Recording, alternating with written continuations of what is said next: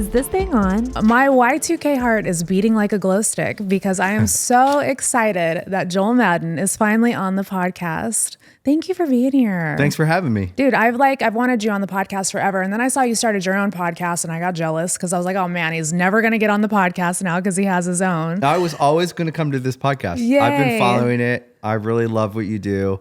And, you know, I just think I love talking. Yeah. What made you start a podcast? Because I got to watch a couple of your episodes so Jacoby just came on the podcast. Yeah. And I watched you guys' episode together and I was just like, you know what? Joel's made for this.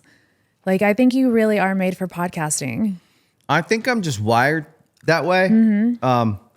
What I do on the podcast is kind of what I do in real life. I'm more interested in probably like long conversations than short ones, even though little exchanges are nice. I'm a pretty emotionally, what's the word? Introspective person. Mm-hmm. So I think a lot. Yeah. And I like to analyze a lot. It's the Pisces in you. It's very Pisces. Mm-hmm. And then I either find myself like a Pisces. There's the lower fish, which is like we're more like introverted, and the upper fish, which is extroverted. And I have both because sometimes I want to talk to someone for a long time, and then if I feel comfortable and I feel like I can be vulnerable, because it's a vulnerable thing to do, to ask people questions, and then I don't do well if I don't feel that way, so I can close up, which I think actually is the early parts of my career when I didn't really understand myself. I probably looked a lot poutier and a lot more like, because you were just so introverted. Because I was so freaked out by having to be extroverted, even though that existed in me. Yeah. So it was like a constant wrestling match between those two. But now I feel like the podcast and the show has given me a really nice outlet to like talk to people, which I really love to do. Yeah, you do a great job at it. Do you ever get nervous before somebody comes on? Yeah. Because I've been doing this 8 years and sometimes I still get butterflies in my stomach. And what you were just saying, there's sometimes that I will rock a interview and then another time I'll bomb the interview and I'm just like, what happened? And like I think about it all night long because I'm like, why did I not connect with this person? Do you get like that? I do. I find it going away more and more and more, maybe with age, maybe. Yeah. We're the same age. Or we're the same age? Yeah. Oh, I thought you were 10 years younger than me. I wish. I will be after I get this facelift. I'll be looking 10 years younger. You're doing great. You're doing great. No, I just turned 46 last week. Happy birthday. Thank you. I like 46. It's awesome, right? It's a cool year. It's great. I feel like we have enough wisdom, but we're still cool. Yeah, and it's different.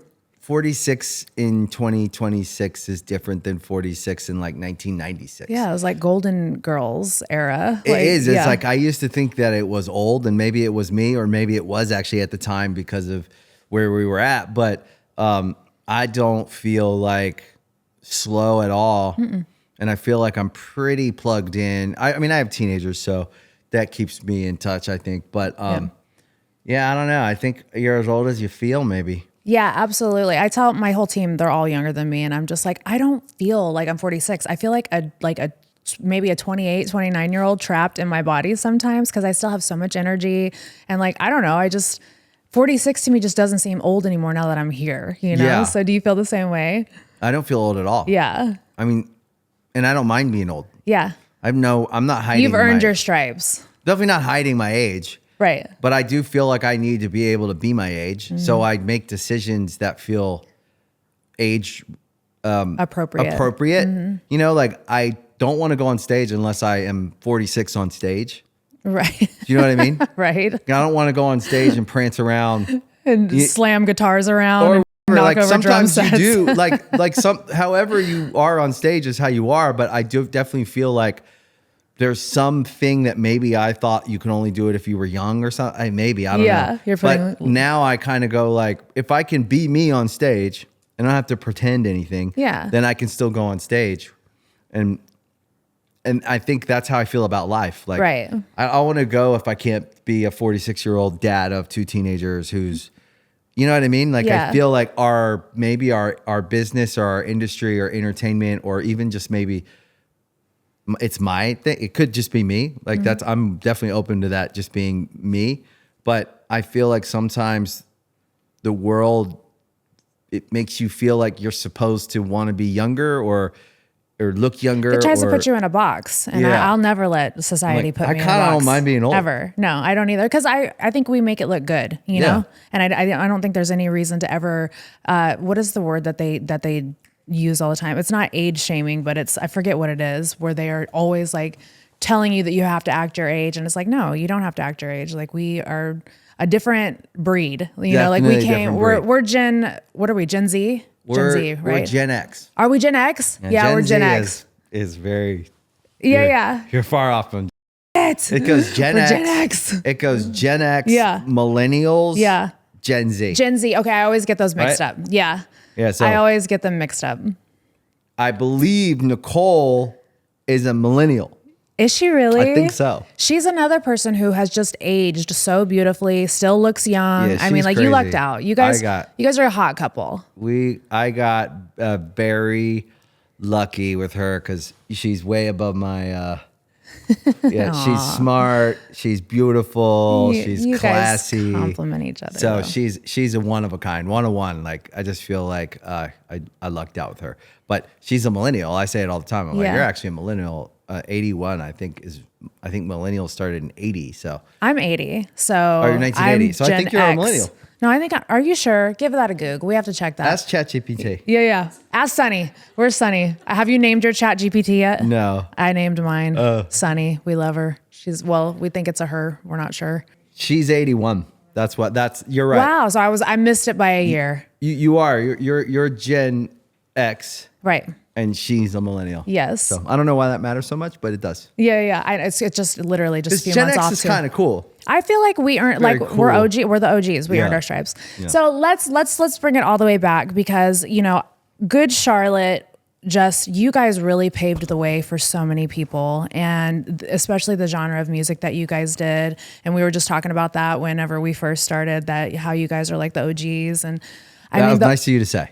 I appreciate that, but it's real. So, you guys literally have accomplished so much, and for accomplishing so much, as I was researching you last night, I realized how like grounded you are, and like how normal you are. And you know, when you think of rock stars, you don't think of somebody who is as grounded and introspective as yourself, which I really admire. But when you really think about it, that's what a real rock star is somebody who can lead by example and also show younger generations of how you should be. How does that feel to kind of carry that weight is it a weight on your shoulder? I think that's very nice. That's a huge compliment. So I have to say that because I think I live in my own, I think, little reality, which is really small. And I think that's a really good question. I think I was different in my 20s, maybe.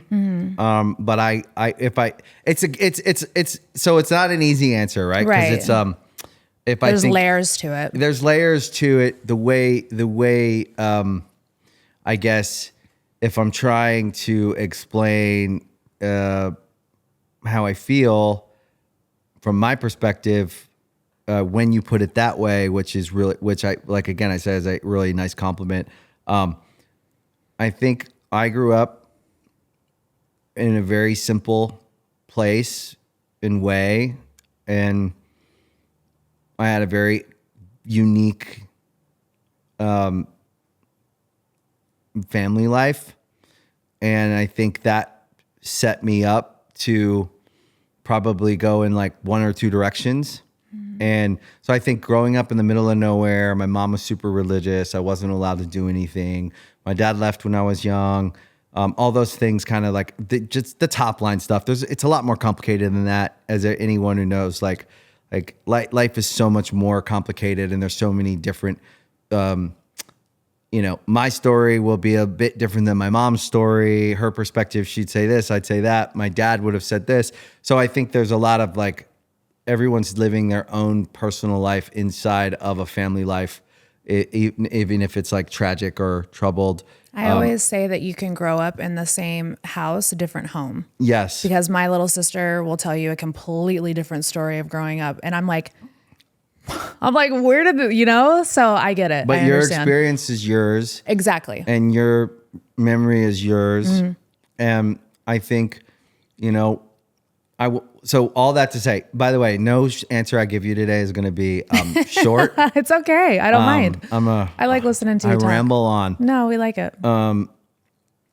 But well, let's do this. Let's circle back to where this all started and go back to your home life, because that's actually a little tidbit that I couldn't find, because you don't talk about yourself a lot. You talk about Good Charlotte a lot. Yeah. And when I was researching you last night, I was like, I cannot get anything on this man because he doesn't really open up so much. So to hear you say that you grew up in a super religious household, like I relate to that because I grew up in a super Southern Pentecostal household. Yeah, we were like Southern Church of God. Wow. Yeah. Yeah, I never knew that about you guys. Very evangelical. Yes. And everything was kind of the foundational belief system was not very cause and effect, because I still have a lot of faith, and I would say that I still have religion, but I don't believe in religion as an excuse to, it's not a get out of jail free card. Right. So working on yourself and growing is something that like you're going to do either way, because nature is we grow. But if you learn how to grow and you learn what that even means, you can actually really grow. And so what I found in the kind of religious structure that I grew up in was that was the reason for everything. And so like, if you just pray for something, maybe it'll happen if God loves you. And if he doesn't, or it's not, whatever. And I think there's actually this thing about like building things and so all that to say is I wasn't raised to know how the world works. Right. It's always heaven or hell. There's no process. It's black or white. Yeah. There's no causality. There's no process. Yeah. So when you're raised in a house like that, you really are not given any tools or information to navigate life. And there's no hope unless coping skills and all that stuff. And so, because any kind of science or anything is wrong. Frowned it's upon, actually for sure. not. So if you don't go to a Christian therapist, then you're not going to therapy, because why would that therapist who spent decades becoming an expert on the brain or the emotional or this or that be a trusted source if they don't share the same faith as you? Right. Which I don't believe. I don't believe that people who don't share the same faith can't cooperate and help one another. And absolutely. And so all that to say that, so if you have the extremely religious household coupled with mental health, addiction, and all the other things that were there that contradict each other,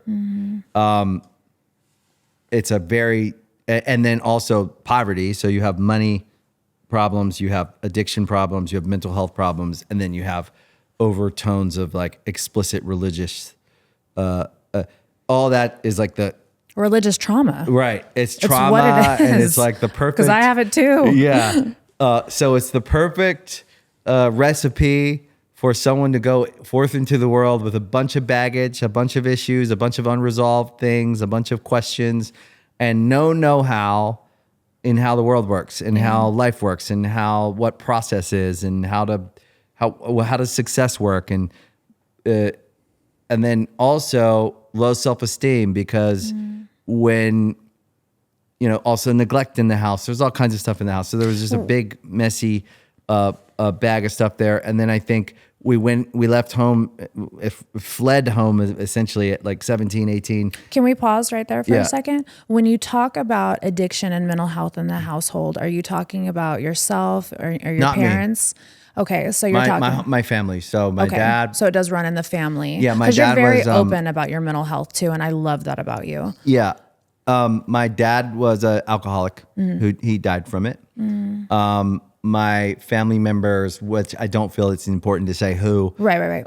for their own sake, and but lots of it. Everybody, so many people were addicted Gotcha. to everything. So there's all kinds of every kind of addiction. So you had so many examples of things you didn't want to be, or things that you were going to be very aware of. And I couldn't make sense of them until I was older, and I Right. saw addiction play out in my career with other people. Because when you go into music, there's tons of addicts around. yeah. It's a very it's a industry that's very addiction friendly, and so of all kinds. So I was so surrounded and immersed in addiction growing up that it was a very familiar. So I also found myself being very attracted to and comfortable with addicted people. That was kind of my comfort zone because it was like normal. What you call home. That's home for you. Healthy people, I was like, safe. It's "Who the fuck are you? Get away from me." You know what I mean? Because safety feel to somebody who has gone through trauma like you have, somebody safe, it like sets off the alarms. We're like, why is there no chaos going on? We need to tear some shit up in here, you know? Yes. And so leave home.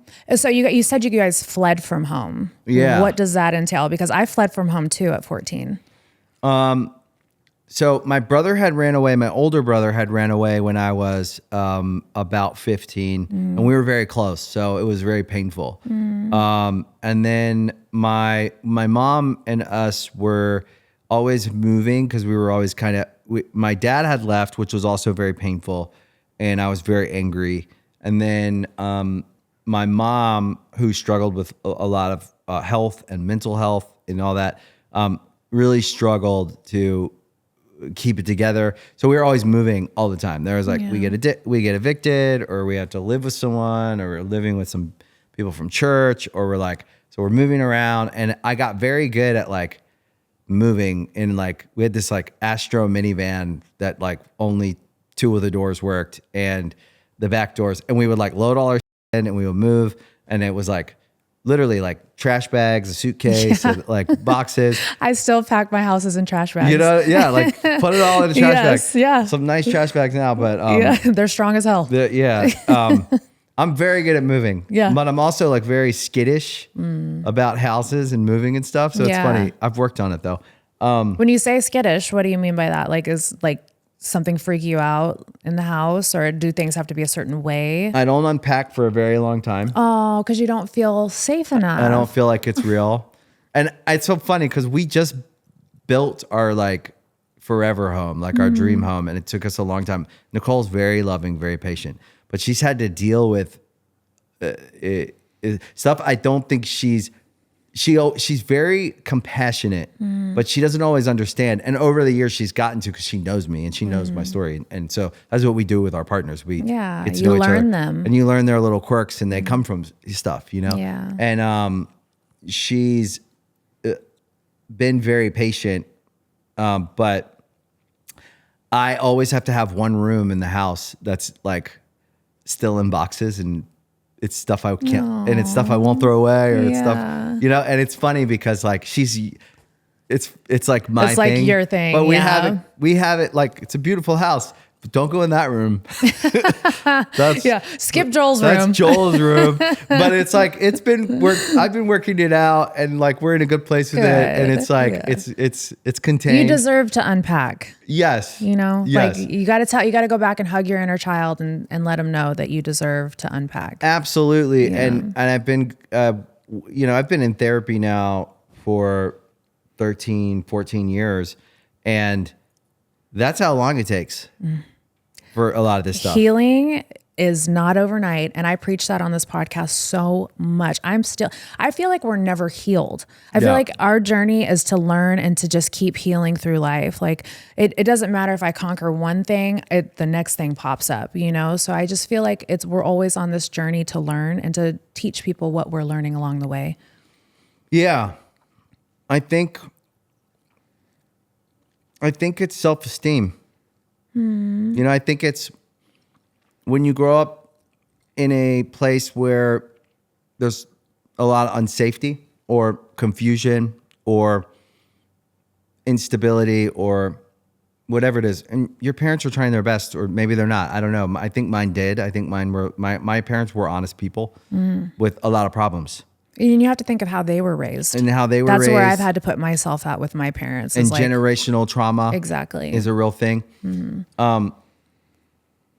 Which is not an excuse for their behavior, because we're breaking generational curses. But at the same time, it helps us to heal, to think of it in that aspect. Yeah, I don't think of anything as excuses. I think it's just information. Right. Yeah, that's a good way to look at it. It helps me understand what that thing is, why that person is. It doesn't mean I have to accept it. Doesn't mean I have to be around it. It doesn't mean I have to, I can deal with it or not. It does. That's the thing. The lie is that we have to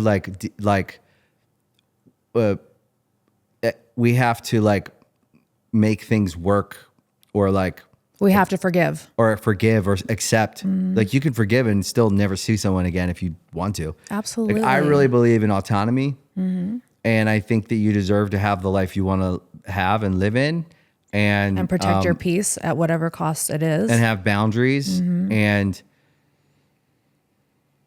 I think the goal in life is to get to a place where you need nothing, because you have yourself. Yeah. And that takes, there's a piece of you want to have deep, connected, meaningful relationships, but you want, I want that, let's say with my marriage, you want to be together. You both have to want to be together. Right. You choose each other. Yeah. That's what Jay and I say. We choose each other every day. Absolutely. And, it's more complicated. I probably make it sound like it's, but because there's. No, I love that you said that, because I think a lot of the youth needs to hear that, because especially with this healing culture that we have, on TikTok and all that stuff, everybody is forcing forgiveness down people's throats. And I think somebody needs to say it. Guess what? You can forgive, but you can also forget that person, and they don't have to be in your life. Yeah. And forgive is even such a specific word. You can make peace with it. There you go. Even better. You know what I mean? That, yeah. And you can that version of whatever you want to call it, forgiveness, is more you don't have to carry it with you always. Yes. And so, that being said, I came to the realization with my parents that I didn't feel I needed to forgive them, because I actually didn't think they did anything wrong. I think they were negligent, and they didn't know what they were doing. And I came to an understanding of them that made me really love them. And that's powerful. It is. But I can also be honest with them. Yeah. And show them what I've learned, and hope that they could. I also believe in sharing something if we figured something out with people. So if we figured something out that worked for us, or some information that really enlightened us, that we should share it. And I have a great relationship with my mom now, because it's very honest, and I can share it with her. Because hey, I kind of realized this, and then she can take it. I'm you don't need to tell me what you think about it. Just take that and meditate on it, and see, maybe something will come to you. And share chew with on me. it for a little bit. We have a very we've got an evolved relationship. And then my dad, we had a really great relationship. We reconnected and we reconciled the last 10 years of his life. And we had a really nice, I really loved it. I had got so much joy out of it. Yeah. And when I had been angry at him for so long, but I came to understand him, and accept him. And then I think I got a lot out of that, because I think I have a really nice relationship with my kids, and it's living vicariously, because I'm getting to feel what that relationship would have felt like. You're getting to be the dad you never got. Right. And it's cool. Yeah. Which I want to talk about that later too, because I love how you and Nicole kind of I don't know if the word saved each other is the right terminology, but it just seems like when you guys united as one, you literally just became the best versions of yourself and the best parents. And that is because she was going down one trajectory, you were going down one trajectory, and then it's like you guys have your baby girl. And you know, somebody asked earlier, what's Nicole doing? I said, she's being a mom, dude. Yeah. I was like that. And that's like the coolest thing you can do. I'm sure she's doing more than that, but it's like, that's like the coolest thing that you could say about Nicole Richie and you is that you guys literally just really buckled down with each other and just created this safe space of your family. Yeah. I think, I appreciate that. It's just sacred ground. Yeah. So, you know, the narrative is going to be the narrative. I'm super aware of the way the world works and the narrative of what Nicole or who she was before the us, right? Because I understand also we live in people are interested in these things. I don't fight it, but I will say that Nicole has always been the person she is today. Yeah. So I'm her biggest fan, and I was from the first time I met her because I see someone who's very strong and has been through a lot and has the integrity and the self respect above to not feel like I don't know the word, but it's like there's an elegance to and a bit of a class to being above a narrative that everyone else has chosen for you. And she was never that narrative. Right. Regardless of some mistakes that she made when she was young, like everyone. Oh yeah. They got to run wild with them in that time period because it was so disrespectful. it was very disrespectful to women. The women were not protected whatsoever. They were not. No. And at the time, we all saw it too. Like at the time, like it was, but there was no way. The public didn't have a say.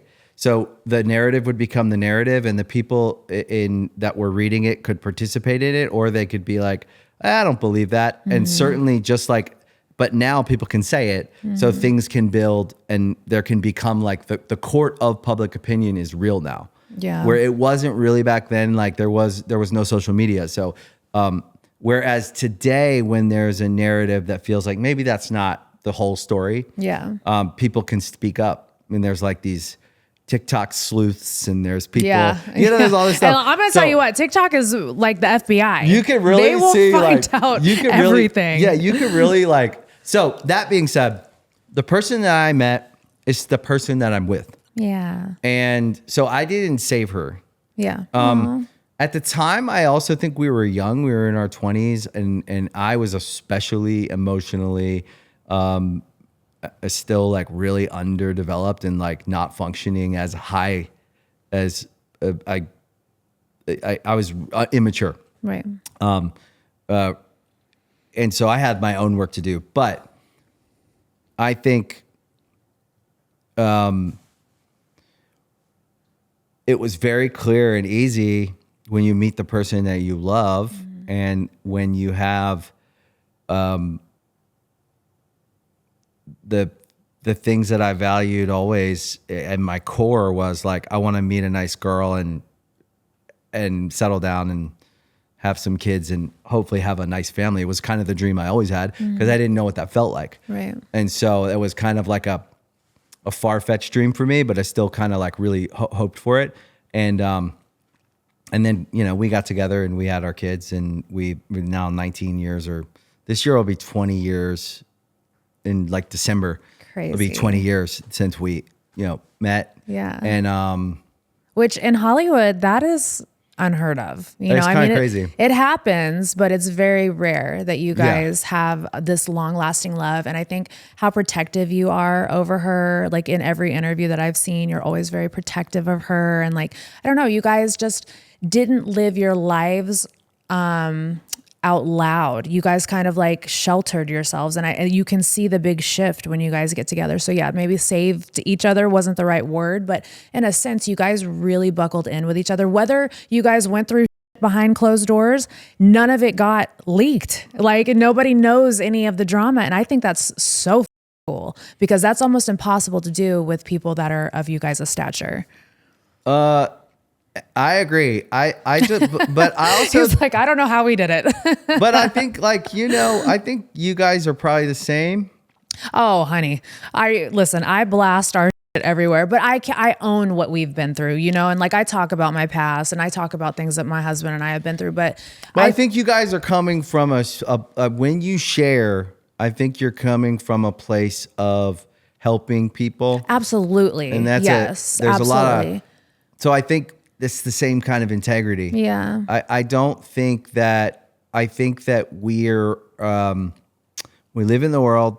We're completely aware of what the world is. Mm-hmm. And we know that if we're not protective of our kids and our family, that everyone else can just can tell stories that'll get memorialized and become things that, like, even when you look on our like Wikipedia pages, they're not half of it's like, you know what I mean? I don't read those. But like that's what people do. They like look up and they go, oh, this. They get information and you're like, like half of that's just kind of like what a tabloid story was a headline and then it got someone added it in or something. I don't know exactly how it works, but it's like kind of shit. Yeah. And I think you become acutely aware of what could, when you're responsible for your kids, especially, like you're just kind of like, you're just trying to protect them from the world a little bit. And at the same time, you're trying to teach them how the world works and how we have to move through the world. And it's not because we think we're this or we think we're that. We're just aware of it. Yeah. And it's respectable though how you guys do move. Thank you. Yeah. I think we just kind of manage that part of our life as like a stressor that we just try to manage with care and like you don't get it all right. I think when we were younger, we felt like we had to do some things that now looking back, at the time it was different, but now looking back, you're like, I wouldn't have fucking done a magazine of our wedding or our baby pictures, but at the time it felt that was like the thing to do back then. Well, also they were hunting you. So you were kind of managing, you didn't have Instagram to go like, okay, here's the picture. Now it was just felt like it was this big tornado of just trying to, so it was like a weird thing to experience. It was like you had to do it or they were going to do it or without they were going to do it and you couldn't control it. And it was like, it was just weird. It was such a weird. They bullied. The paparazzi bullied. They did. They ran, with Nicole, I remember when she was, at the time, I think my son had just been born. And he was in it was like weeks after he was born. A paparazzi rear-ended her at a stoplight to try and have to get her out of the car. Like they did that. Wow. It was crazy at the time. With like the baby in the car? Yeah. That's insane. If they did that now, they would get arrested. And no one give a fuck about it. Wow. Now there's been enough like lawsuits. There's been enough, and there's public outcry when people see something wrong, and that actually does affect how people move, and what things could go to court or not. Like literally just based on if something picks up steam or whatever. Like that shit is real. Like the social media of it all is a real thing. Yeah. So at the time, no one gave a about that. And she'd even complain about it. It was up, but she was just like, those kinds of things. That was the time, the 2000s, the early 2000s was like insane. Was insane like that. But anyways, we digress. I think that like we have always just tried to navigate it to protect our family while also kind of being aware that if we complained about it, we would, you can't just be so out of touch that like you you can't feel sorry for yourself because that's not how we feel. Right. It's been more just like try to protect as much as you can so that your family has a shot at like some form of like a nice private life where your kids get to just grow up and be as normal as possible, even though I wouldn't say it's been totally normal. How do you feel about your daughter being in the press lately for wanting to change her name? Well, that's the thing too, is like that again, like that's a narrative everybody ran away with because it gets clicks. I even saw it and I was like, oh my God, like I think it was like the Daily Mail or something was like her transformation. She's been going by her middle name since she was in like first grade. Aww. Like she chose it. She went to school. One day she came home, or we went to the open house night or whatever, and the teacher was like, Kate's doing great. She's so nice. And we're like, who's Kate? And they're like, your daughter, Kate. That's what she said her name was. And we're like, oh, she's going by her middle name now? And then we went home. We're like, you go by Kate at school? And she goes, yeah, I like it. And we were like, okay, great. And then we everyone who knows her calls her Kate. As long as you've known Kate, if you've known her since she was 7, she's been Kate. I love that you guys accepted it though and let her be herself. Yeah, her name is beautiful, by the way. Her middle name. Yeah, so her I name thought is it was beautiful. cool. Yeah. I always said I want to get her name tattooed on my neck, but like it wasn't a big deal. It was just like, oh, cool. Like that's cute. You're going by your middle name. That's sweet. And then there was no discussion. It wasn't a big deal. Yeah. And then as long as for 11 years now, she's gone by Kate. So everyone knows her as Kate. If you know her, you know she's Kate. Right. And people that don't know her would call her Harlow. And it was always kind of funny because like it's kind of smart actually. She knows like if someone called her Harlow, like they don't really know her. Yeah. And it's kind of it's interesting. Like her alias. A little bit, yeah. But like she just did that when she was in first grade and it was never even a discussion. So Crazy how that headline just popped up. So they made it a headline because I think that was like probably the most interesting thing about her turning 18. Yeah. Was I didn't think the of it world like going like, who's Kate? Because they've always called her Harlow. Yeah. But I think because she hasn't been out there, maybe it's interesting. But it's just funny. No one in our none of us cared. She doesn't care. Yeah. But it was funny because like it's a big deal. She's 18. You know. She's extremely, she's such a nice girl. Yeah. She's really smart. She's a lot like her mom. She is her twin. She's beautiful like her mom. She's smart. She's sharp. And she's incredibly talented with, what she loves, which is like fashion and design and things like that. She's got a great eye. And I'm excited to see what she does, what she chooses to do. What is it like being a dad? Like becoming a father, just, and we're going to get into the Good Charlotte stuff like that, but I want to get to know you, you're this rock star and you're having these babies and you have a little girl to start. Like, what is that like when you hold your little girl for the first time? I've always been in awe of her. Ever since she was born, I've been in awe of her. She's really special. And I felt incredibly, always felt incredibly,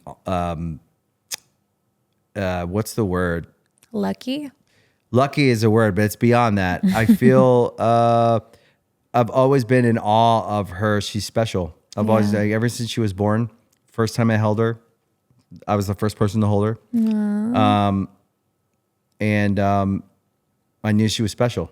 And I felt in awe of that and that I got to be the person who gets to say I'm her dad and call her my daughter. I feel like it's been, I always say like my kids have made it, they've made it so easy to be a dad.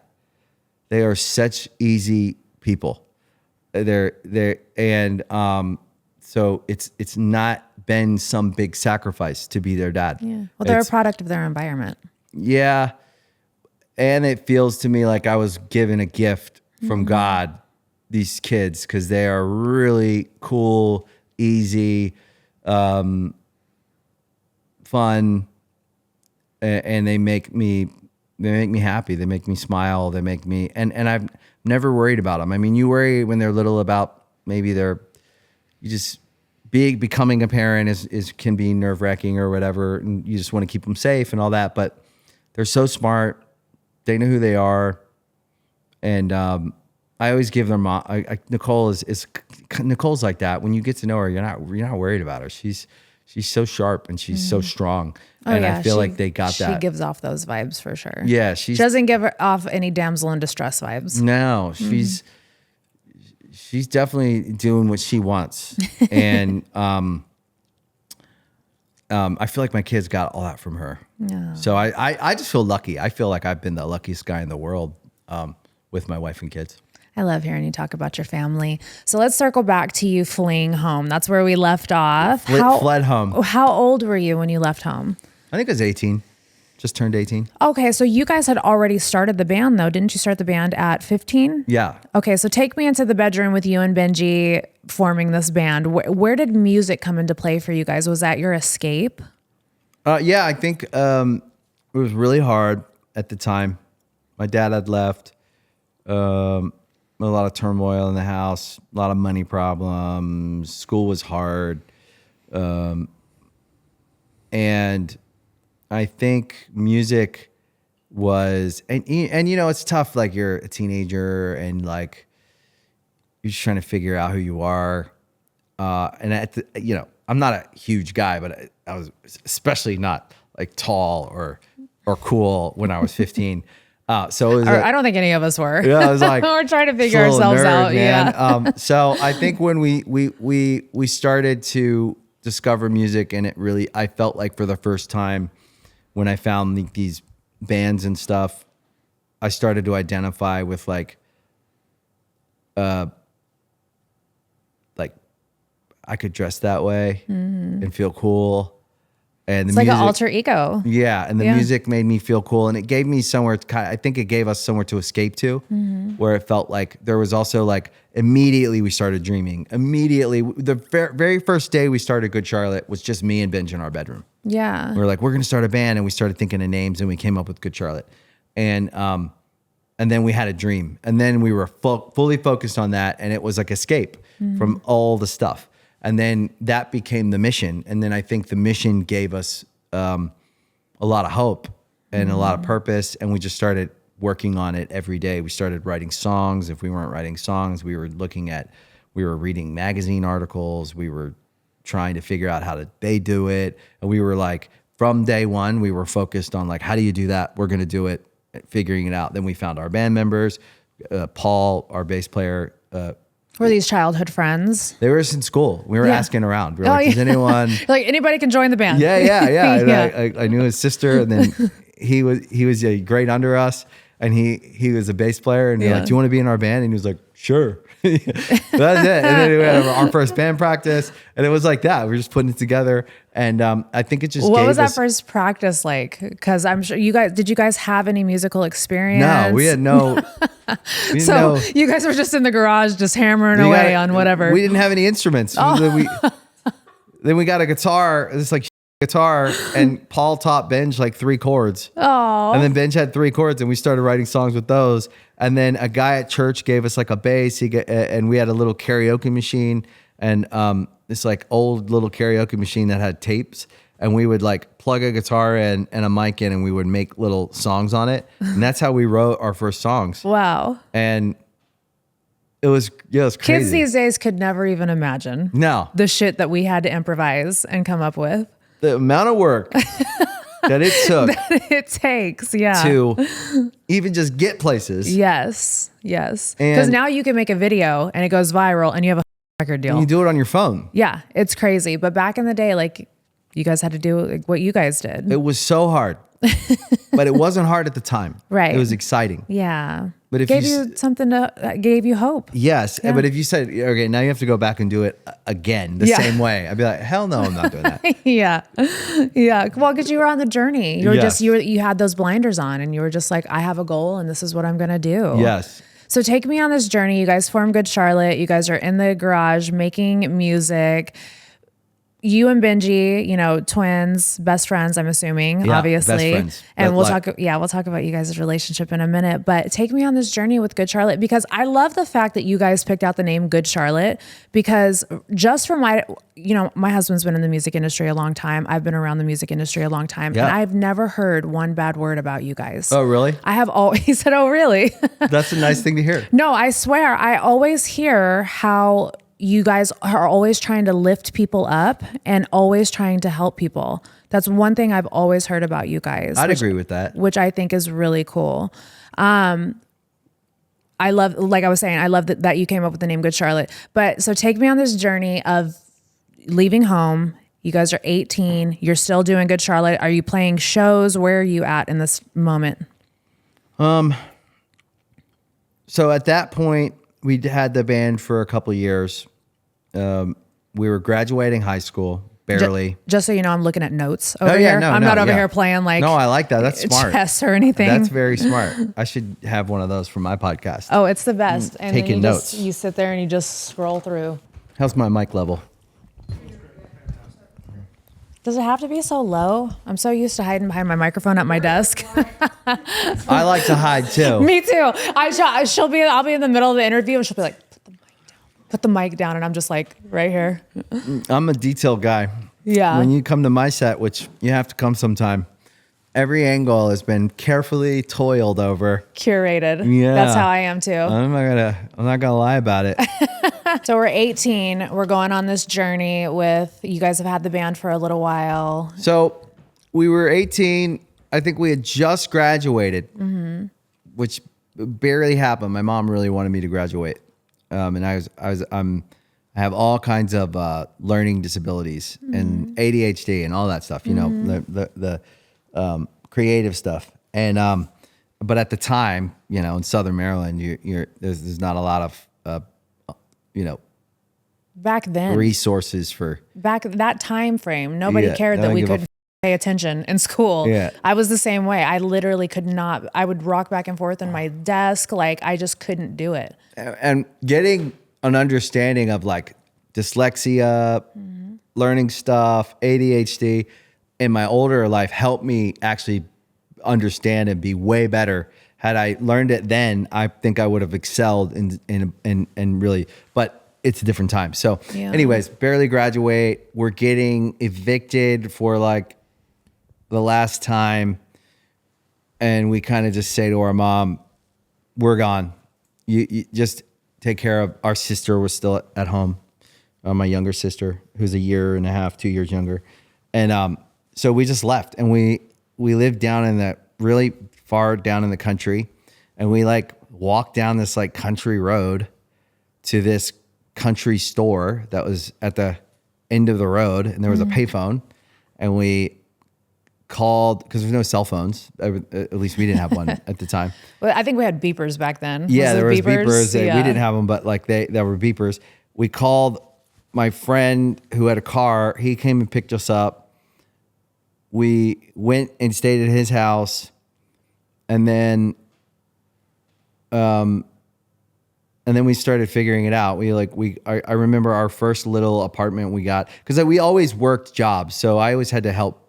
We always had to help our mom with the bills and stuff. So we were always working like 40 hours a week, like since we were 14. Wow. So we always worked. So there was that was like never That's a a problem. heavy load to carry as a teenager. Yeah, it was at the time, it was just all we knew, and I really loved working. So I actually really enjoyed my jobs. Yeah. So like we worked at a pizza place, I worked at Food Lion, I worked at Golden Corral, I worked at all these places. And I actually really enjoyed it because I love working. So I felt like I was doing something, and then like paying bills and stuff made me feel really good about myself. So I never minded working. And my dad worked really hard my whole life. I remember he was always working. He was a butcher, and then he would paint houses on the weekends, and he was always doing stuff like side jobs. And so I always like understood like you have to just work. And so we left home. We got an apartment over a funeral home.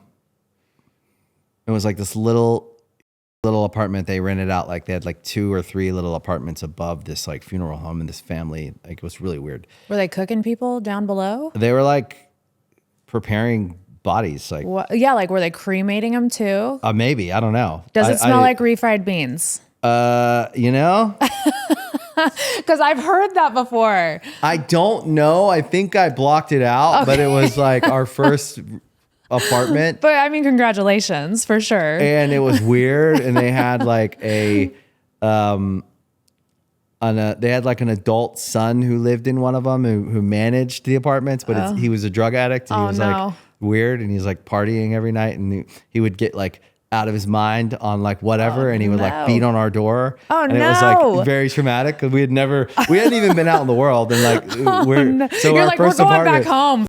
This. anyways, we start living on our own, and we just start.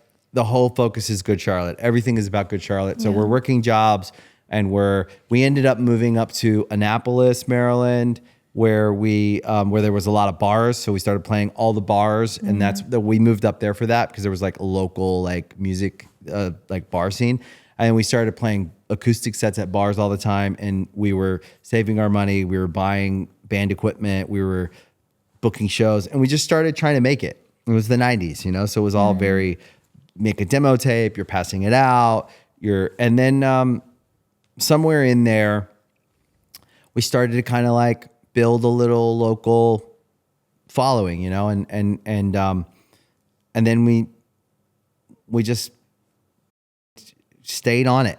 And we built this kind of local thing. Yeah. And then we started getting, you know, like opening slots locally when they needed to sell a few hundred more tickets at this venue for this band. They would throw us on shows locally because we started and then from there we started regionally getting shows in Philly, getting shows in New York. And we started, you know, making our way on the East Coast playing. And then by 99, the labels were all kind of, you know, one label guy had found our thing, gave it to another guy. So then by 99, we were like we were made a name for ourselves.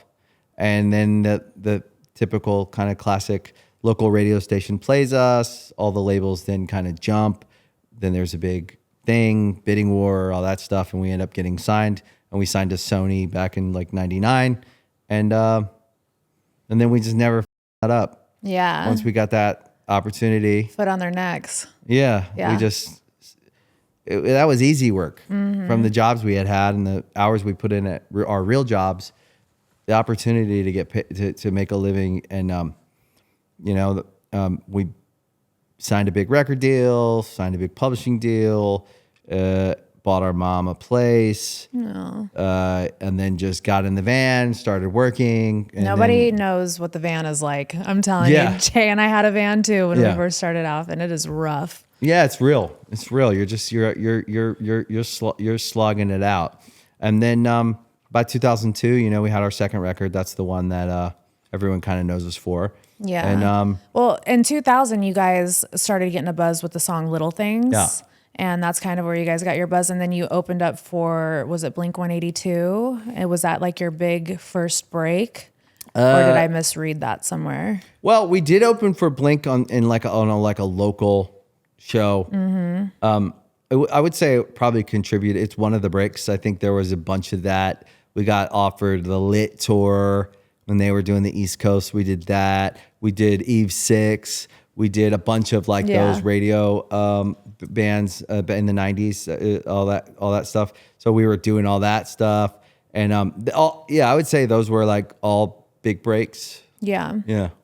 Take me into the album of Lifestyles and the Rich and Famous, because I mean, this is when you guys exploded everywhere. I mean, you couldn't look anywhere and there wasn't. Can we bring guy-liners back? MTV era. Do you wear eyeliner anymore? No. Damn it. I love guy-liners. Like I'm from that era though. Yeah. I'm from the 80s hair bands, like you know, like I love guy-liners. And every time I talk about guy-liners on the podcast, everybody's always like, what's a guy-liner? I'm like, you had to have lived it. You had to be there. You had to have been there. We did it. We did it. Yeah. Were you guys inspired from the 80s hair bands with the guy-liner stuff? No. Was it more punk? It was like punk thing. Yeah. Yeah. It was like, I don't know what it was. It was just like Guess that's how I felt. Bring on it back. Bring it back. I You love know, that. you get it all messy, like you've been crying. Oh, love it. Something My like favorite. that. Yep. Don't get me excited over here. Yeah. All right. So Lifestyles of the Rich and Famous was 2002 from The Young and the Hopeless. Yeah. Take me on this journey because this is where you guys pretty much like catapult. Where are you like mentally, all of that? I think we had been running so hard and so fast at it that when that record broke through, I don't know if we even looked up to understand or realize at the time. Obviously now at my age, I understand how big that moment was, and it was big, but it was so, the years we spent before, which I think most artists that have had this experience could probably relate to, is we were so relentlessly working towards success. And you guys were in survival mode. Yeah, and we were in survival mode. And then there's two parts, right? There's the experience that everyone else is seeing. So you're watching it on MTV or you're seeing it, even if you're in the industry and you're in another band and you watch a band. All that is just a perception of someone else. It's the experience everyone else is seeing. And then there's the experience you're having. And then there's layers to that. Yes. Because I think the short answer everyone wants to hear is like, yeah, it was great. And it was. Yeah. I don't want to hear that. I want to hear the real stuff. But I think we were so overwhelmed and also so afraid of losing it when we got it. It was almost like we caught a whale and we were just holding on to try. And that was I think that's the perception of if this is just dumb luck, Right. which is not. Do you think every artist has that? Because I know my husband goes through that also, where it's like there was a moment where he ran himself into the ground because he was just chasing, and you kind of have to step back. Did you have that moment too, where you were like running yourself into the ground, trying to chase this dream? We ran ourselves into the ground many times. I don't think we were old enough or mature enough to actually think we could step back. Yeah. So one of the things I think when I see another artist having great success is my two thoughts I always think. I always go, oh, that's great. Second thought is, oh man, I hope they're okay. Yeah. Because there's if you don't, let me think about how to say it, because no one should ever be conflicted about their success because they earned it.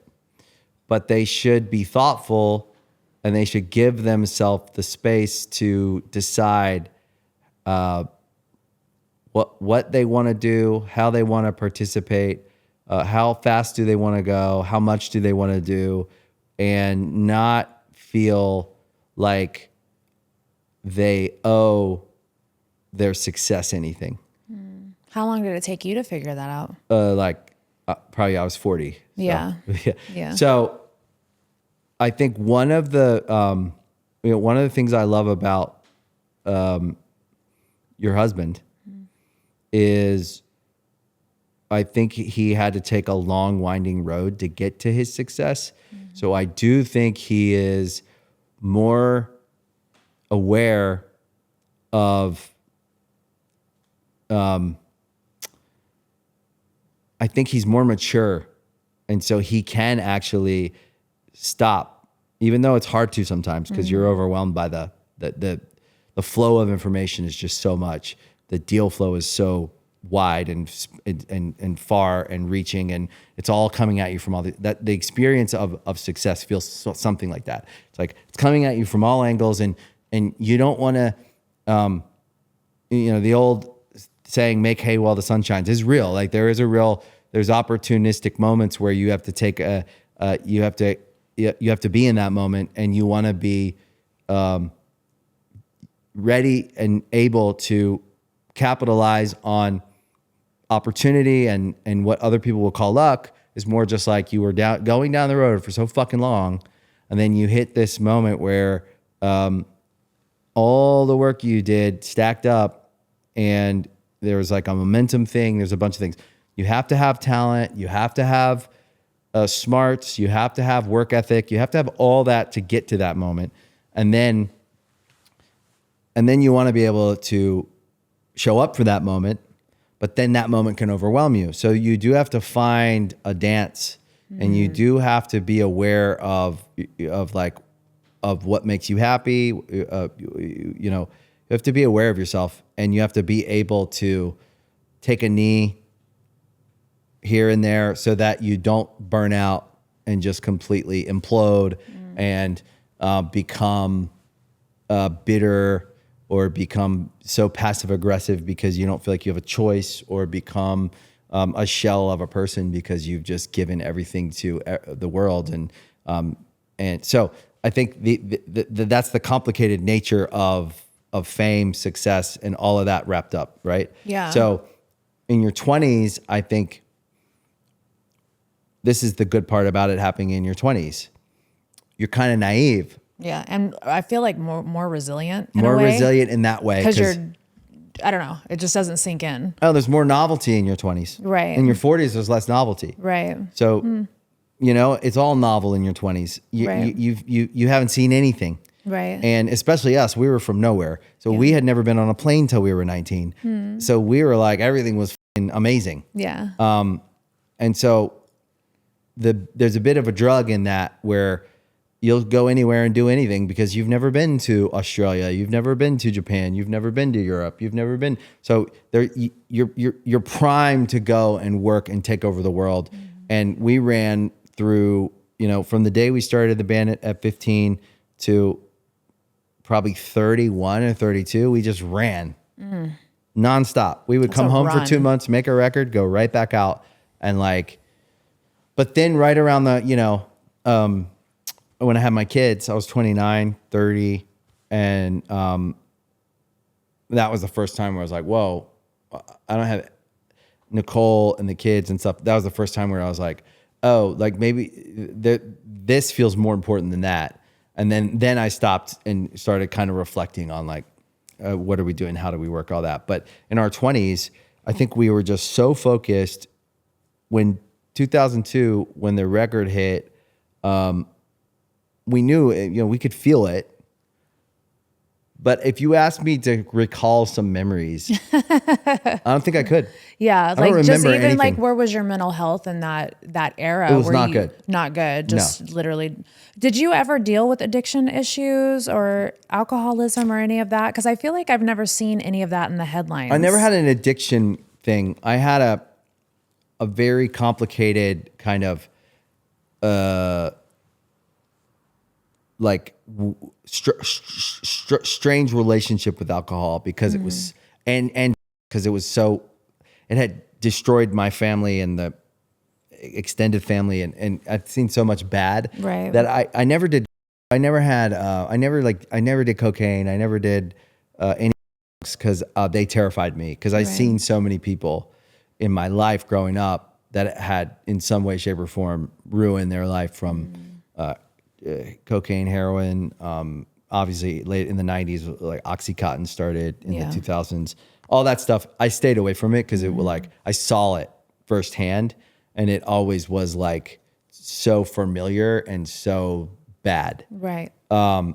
I was lucky in that way. Yeah, because some people go one way and some people go the other. Yeah. When they've been exposed to as much as you have. Yeah. So alcohol was something that I probably abused in some ways without knowing it, because I think I was medicating some deep PTSD, trauma, depression, that kind of stuff. So I found that out later, because when I started working on myself, any want or need, or because I never went out oh, I'm going to drink, but then I'd find myself in some moments how did I get here? How did I get blacked out? I feel like that happened in the 2000s a lot. Yeah. So, but there was a lot of pain that was masked, Yeah. and you didn't know how to unpack it. Yes, absolutely. And then in my 30s, I did that work, and now I could say, like, I don't drink. I don't not drink, but I don't drink. Yeah. So it's not that I keep myself from drinking. I just don't have I think I'm just like in my body. Yeah. So I don't like feeling out of my body. I don't like it either. I Now think that I'm sober, I can't do it. And I think part of why we drink and use drugs is to get out of our body, because we, so I think there's a big thing with that. I think if it's painful to be in yourself, you want to be out of yourself. And so I think in my adult life, that's not something I relate to. Yeah. But in my 20s, I think I always had like a conflicted relationship with alcohol because of my dad. So Yeah. it was always something I was never really comfortable with, but found sometimes, of course, Do you ever laugh at the fact that the song Criticizing Fame is the one that gave it to you? No, because if you listen to the song, we are saying kind of give it to me. Right. I want it. Yeah. And Yeah. explicitly saying like, Yeah. let's rob them. But really saying like, if it's so bad, Yeah. right? A naive view, but it was honest. Right. I realize now fame isn't real. It's a byproduct of lots of things. You can manufacture fame. You can buy fame. You can fame is not something that I think is valuable, but I think it's something you have to. It's a necessary evil, depending on what you are trying to do. I think it's something that you have to manage, and I think that it's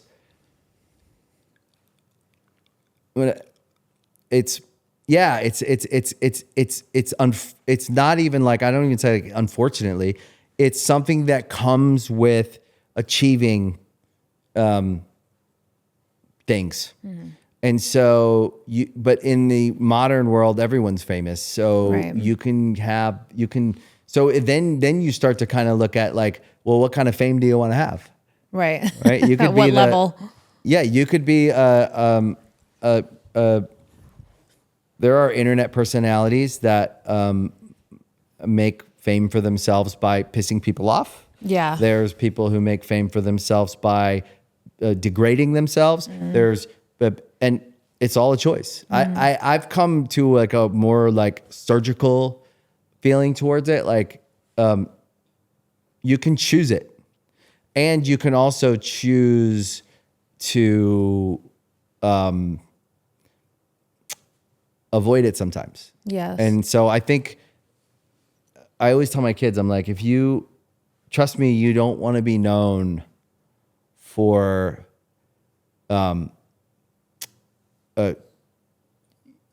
don't be so in a rush to be known. Yeah. Like, you will be happy if you're known for doing something you love. Yeah. It's so much more sustainable and enjoyable when you're doing something you love. You can deal with the fame once it gets old, because it gets old. And they always say, like, you think you want to be rich and famous, try getting rich first. Like, it's really true. Like, but fame is novel. The experience of like, oh my God, you know who I am. That's a real, everyone who's interested in that feeling, go for it. I'm not saying no, but like, it'll get old, and then you'll be navigating it, and you'll be managing it, and it turns on everyone. Yes. But it's a double-edged sword. Yes. That's so real that it turns on everyone. I'm going to use that from now on. I'm stealing it from you. And it is just it's the nature, right? It's just the nature. So to sit here and feel one way or another about it is a lost cause. It's unproductive. Yeah. But to acknowledge that it's a thing, and that there are moments where it can be useful, or you can shine a light on something that's you're passionate about, or you can help people. Sure. Yeah. But these days, anyone can help. If you get a GoFundMe trending on Twitter, you can help people, and you'll get a little famous. So it's kind of like this abstraction that is not, to me, like we have to update what we call fame. Yeah. because the old idea of fame is like from the 80s. Like he can't go anywhere. No one can go anywhere. Yeah. If you do some there in the world, someone's gonna film you and you'll be famous. Yeah. Or you'll like, that's the world we live in. So I think we have to update how we look at fame. And is it good or bad? It's both in any given day, you know? And I also think that like, it's just an antiquated idea that like all of it's kind of like, but I would say this, I'll bet you any amount of money that like, if Jelly Roll wants to go out to a restaurant, he's got to measure the cost. So what's the cost? Well, if I'm feeling like tired, I've been going for weeks, I give a lot when people talk to me, I listen. And like, there's different levels of what you give. Some people don't. Some people don't listen. Some people are, but it's different, you know. So it depends on how you move through the world and what you want to give, and so you have to measure like, what's that going to cost me if I just want to go to that restaurant? Well, I'm probably going to have to talk to every person. That's not bad, right? Like, we say it sounds bad. It's not bad. It's just no, real. I don't think it sounds so bad. So I look at it more just like real. Yeah. No, you're dropping gems of wisdom here. And I really think that a lot of people need to hear what you have to say, because it's honestly refreshing to hear, especially in a world that chases nothing but clout. To hear your perspective on it I like it. I feel like I just am a normal guy who found himself in an abnormal place, and I observe everyone, and I don't really have an opinion on how anyone should live other than like how they live and what they decide. And I just feel like it's a funny place to be, right? Like I'm surrounded by people who have all different levels of successes, and I've gotten to observe a lot of stuff, and I feel like I've learned at this age just how to be myself, and I try to just be honest and say what I think. And I think the world needs to define things all the time, and as good or bad or this or that. And I think fame is a funny one, because like, if we recalibrated what we consider fame, everyone's famous. Yeah, absolutely. What is it like having Lionel Richie as a father-in-law? Because I am a huge Lionel Richie fan. Yeah, I am too. Everyone's a huge Lionel fan. How can you not be? You know, what an incredible force of nature. Yeah, Lionel is. Yeah, I mean, to be his son-in-law is one thing, because there's a real person there who's got a lot of wisdom and a lot of experience and a lot of. He's just unique. I've never met anyone like him. Yeah. And the fact that we have a really nice relationship. Good. So, but then he's also like this legend, and he, again, like another person, he can't go in the world anywhere without everyone. You very rarely you see those phenomenon type. Like, I feel very lucky because I get to move through the world a lot. yeah, Once or twice a day, someone comes up to me and is like, and it's Yeah. more like they relate to me from another time. So it's actually for me, very comfortable. yeah, I don't need to feel relevant to the modern culture. I don't need to feel relevant. Yeah. I feel very like happy to have had that experience, but now to exist in a place where I get to have like a lot of normality. You know, I can move through the world and it's pretty easy. But I see Lionel, and he everywhere he goes, everyone loves him, and he's that guy. He gives and gives and gives. So sometimes I feel bad for him. I think he's been doing it so long. It's all he knows. And I think that he's got such a legacy, and it's such an overwhelmingly kind of, the size of it is so big that I think I mostly just kind of always worry about people that are living under the pressure of that, you know, and especially my family, you know, someone in my family. I would say the same thing about Cameron. I like see what she's, you know, she definitely has figured out a way to move through the world, but she can't go anywhere without everyone going, oh my God, that's Cameron, you know? Yeah. And so there's, the privacy is hard, and privacy is such a wonderful thing. Yeah, it's a treasure. Yeah, to have. to be somewhere and not have any eyes on you, and to be. That's why we're getting a house out here, because in Nashville we can't go anywhere. Oh, but Nashville's out here, hard for you. We move around, no problem. Right, it's easier for you guys to move around. So much easier out here. That's nice. So I couldn't even imagine how we're nowhere near Lionel's legendary status. So I couldn't imagine how that poor man has to move. Well, I would actually say that I think, I would say I think that Jelly Roll is about as big as you can get right now. Well, I'm married to the guy, so I don't think he's that I think cool. that you've been no, on I'm the just whole. kidding. I'm totally kidding. Well, but here's the thing: is I think that you've been on the whole journey. Yeah. And it kind of expands like that when you're on the whole thing, and you may not. Sometimes you may not be aware of how big it is. Sometimes, Yeah. but I would say with Lionel, I see him and he handles it with class, and he's super graceful, and he's very generous with people. But I think, you know, in the quiet moments, when we spend time together, it's at home. So I do feel like I get to. Is he like the dad you never had? You know, in some ways, it's interesting. I always felt like I couldn't have a dad.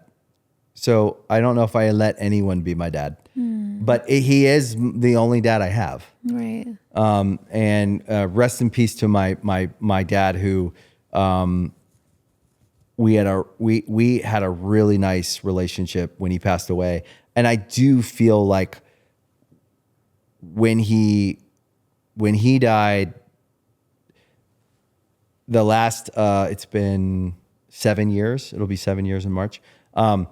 I've been closer to him than I ever was. Like, so it's interesting, like spiritually, it's actually made me, I feel like a more spiritual person. So I do feel like deeply connected to my dad.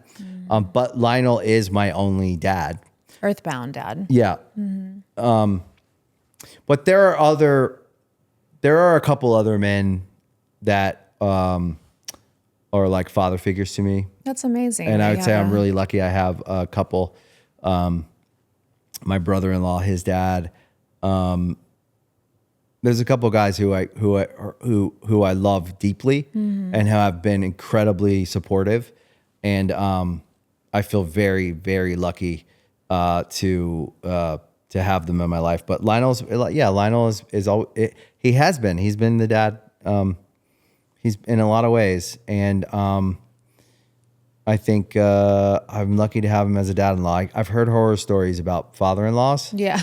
And it's not been that with him. He's Good. From day one, he was like, just wrapped me up, always supported me, always loved me, and we have a really nice relationship. Good. We have a friendship. So let's talk about you and Benji's relationship. I heard you say in an interview that he's kind of like the leader of you two. Yeah. How do you guys establish that? I think it's natural. Yeah. I think I'm more like, it's not that I'm more friendly, but I am a little bit more like searching out, and he's a little bit more like building things. He likes to stay in one place and like build the thing we're working on. If that makes sense. What are you guys' similarities, and what are you guys opposite in? Are you guys more alike in ways, or are you guys more opposite in ways? I mean, we're alike a lot, especially if you saw us together. We're twins, but and I do think that we both have the same values. Like, both been married a long time. Both super focused on that. You guys both married Virgo women too. Virgos, which is soulmate signs to Pisces. Yeah. So. But it's very Virgo. Yeah. By the way, like Virgo wasn't a word to me until I married Nicole. Yeah. And now it's like such an important word. You know how someone's Wifey a Virgo. knows best. You know how you know if someone's a Virgo? How? They tell you every fucking day. But so we're very similar in that way. I'd say he is more of a builder, and I'm a little bit more like a dreamer. Yeah. And together we kind of work, like we lock in. Yeah, that's the perfect combination though to have, especially as twins and that have the same passion and building this band and everything together. So no, I admire you guys' relationship as well. And I'm gonna ask you one more question. If everything disappeared tomorrow, fame, money, and legacy, who would Joel Madden still be? Easy. Would have no problem. Yeah. I would just be a dad and a husband and a brother and a friend, and I'd be fine. I love that. I have no problem. I could get a job tomorrow doing anything literally anything I have to do to take care of my family. I'm lucky I get to do what I love, but I'm not precious about it. I think it's been it's been an incredible blessing to do music for a living. Mm-hmm. It's an easy job. It has its moments. There's silliness you got to deal with sometimes, and I care about the songs. I want to, artistically want to have a legacy, but if it got thrown away, if it got taken, I don't care. I care about my kids. I care about my wife. I care about my friends. I care about actually just being happy. And like, I could go fishing, or I could have a cup of coffee, or I could go, move to the middle of nowhere and be happy if I have to. I'm going to do this as long as I can, because I believe we're supposed to work as hard as we can with like the opportunities we have. We should try. And I think we should try to do the best we can. But like, if you told me I'm taking it all and you've got to go be nobody, I'd be totally fine. I'd be happy to be nobody. So whatever nobody means, I'm just saying, like, I think I do value this stuff. Mm-hmm. I respect it. But I actually just care about being, someone that my family, my friends, and people that I meet every day, like real people that if we're at a restaurant or a coffee shop or wherever I'm at, respect when they meet. Yes. So I'm not up against I don't feel like I'm up against anything. I want to work the best I can. I want to do the best I can, but I don't care. I really don't. I care about it in the sense of wanting to achieve, but like if you said it's all gone tomorrow, I'd be fine. I think you've built quite the legacy, and I think everything's going to be just fine. And I'm so proud of your growth, and just getting to sit here and talk with you has been really amazing. I'm such a fan of you guys. Thank you. You guys are such a, that's why I came. Thank you. I just think that seeing two people building a life, building a family, building, and finding themselves and working on themselves. You guys are very open about it, which I think is really good. It sets an example for people. And I think we all come from similar places, and we all make mistakes. We all have or call them whatever you want. Like, it's just real. And I think that it's a beautiful thing, and I've always been rooting for you guys. Thank you. And I just am really proud of you guys. I think that it takes a lot of work. Yeah. If anybody knows, it's you. I mean, you've been with your wife for how long, and just the journey that you guys have had to do together. You gotta show up. No, we appreciate the kind words too. Like we appreciate having people on our side. So yeah, I'm such a fan. I'm always rooting for you guys. And we got to get Jay on your podcast. What's that? We got to get Jay on your podcast. Anytime. He does everybody else's podcast. So you know what? I always bust his balls. It's an open door. Yeah. It's an open door. It always happens when it's meant to happen. Yeah. It's an open door. I will love that, but also it'll happen. No, actually, it's so funny because he's so in tune with everything that I don't think he's in tune with, but he's like, who's coming on the podcast today? And I was like, Joel. And he's like, oh yeah, he's like the one with Artist Friendly and Good Charlotte. He's like Guyliner. And I was like, yeah. Yeah. So he loves you too. Yeah, and we yeah, I'm a support you big fan. guys. Yay. Yeah. I love that. Well, we'll get you guys together because you guys have to meet for sure. Well, when you guys move out here, Yeah. tell us. Okay. We'll have dinner. Awesome. Do a double date. Yeah, that'll It'd be great. fun. Yeah, that'll be awesome. Joel, thank you for coming on the podcast. Thanks I for having appreciate me. you. Thank and you. thank you guys for tuning in to another episode of Dumb Blonde. I'll see you guys next week. Bye.